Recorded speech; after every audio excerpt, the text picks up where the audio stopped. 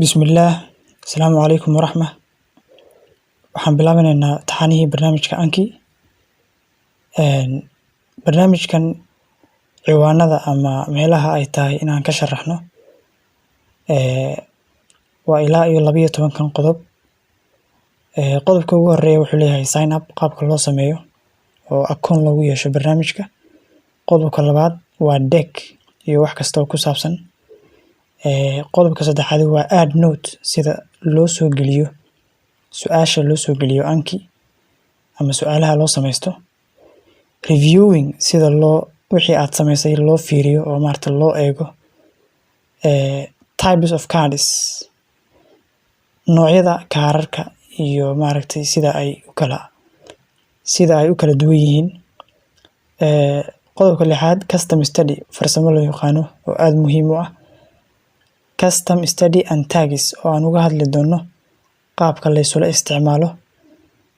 Get shared decks, iyo qaabka loo adeegsado. Browserka iyo waxa uu yahay. Statisticska iyo faa'iidooyinka ay leedahay. Restoring backup iyo qaabka ay u shaqeyso. Synchronizationka iyo qaabka loo sameeyo. 12 qodob waa 12 qodob ee aan dooneyno inaan barnaamijkan Anki Droid aan ku sharaxno. Waxaadna ogaataa sharaxaadda aan sharxi doono barnaamijkan Anki Droid oo 12 qodob aan ku sharxi doono. Wax weyn oo sidaas uguma duwana sharaxaadda aan sharxi doono Ankiga computerka lagu isticmaalo. Anki Droid iyo Anki computer 99% waxba kuma kala duwana oo waa isaga mid. Marka sharaxaadda aan sharxi doono Anki Droid 12 ciwaan wuxuun bay la mid noqon doonaan Ankiga computerka oo aan hadhow sharxi doono haddii Ilaahay yiraahdo. Marka muuqaalkan waxaan kusoo qaadanaynaa qodobka ugu horeeya oo ah qaabka loo sameysto sign up ama akoon loogu yeesho barnaamijka Anki. Faa'iidada ay arrintaas leedahayna waan ka soo hadalnay, inaan ku laabto ma doonayo. Marka waan sameysanaynaa. Sign up-ka waxaa looga baahan yahay qofka akoon ama email aan ku lahayn barnaamijka Anki. Sida awgeed haddii aanad ku lahayn, imika inaad ku yeelato waa muhiim. Marka si loo tago qaybta sign up-ka, laba siyaabood baa u tagi kartaa. Inaad settingska ka tagto oo aad dhanka iyo Anki Droid optionka ugu horeeya aad ku dhufato, kadibna qodobka ugu horeeya uu yahay Anki web account aad ku dhufato, halkan aad timaado oo aad tiraahdo sign up. Waa qodob.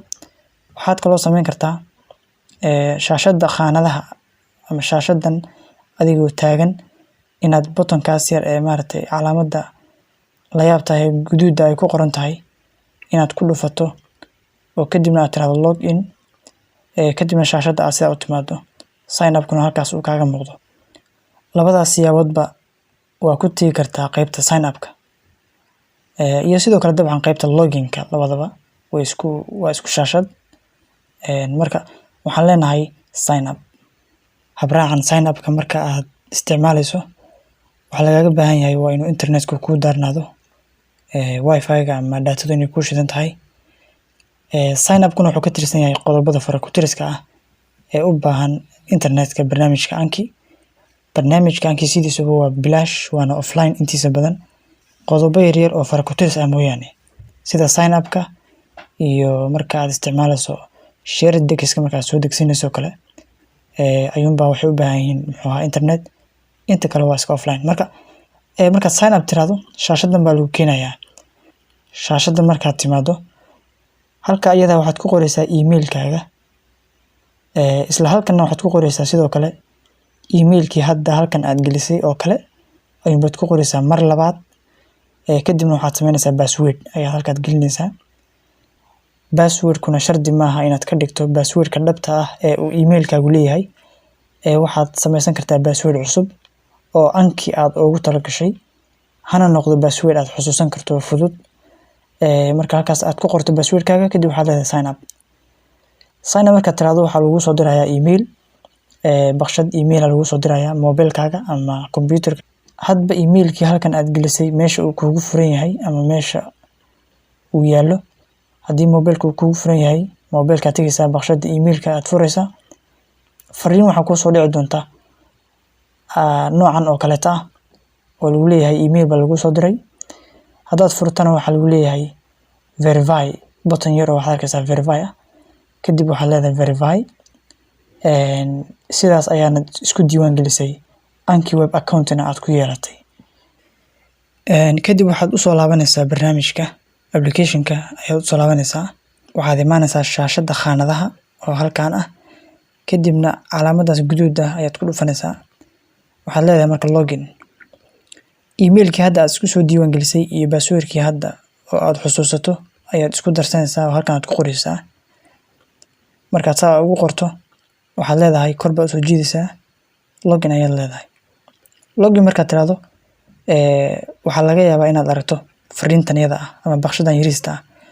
baqshadan waxaa laga yaabaa inaad aragto haddii khaanado hore ay kugu jireen barnaamijkan ama application-kan ama casharo ay kugu jiraan oo kale, baqshadan aad arkaysaa. baqshadan marka waxaa la rabaa labadan option midkood inaad doorato. waxaad dooranaysaa option-ka la yiraahdo Anki Droid ayaad dooranaysaa, aad ku dhufanaysaa. markaad ku dhufato waxaad leedahay replace. replace markaad tiraahdo waa u kaadinaysaa, kadibna sidaasay marka wax walba kugu tooseen. Anki Web account oo rasmi ahna aad ku yeelatay.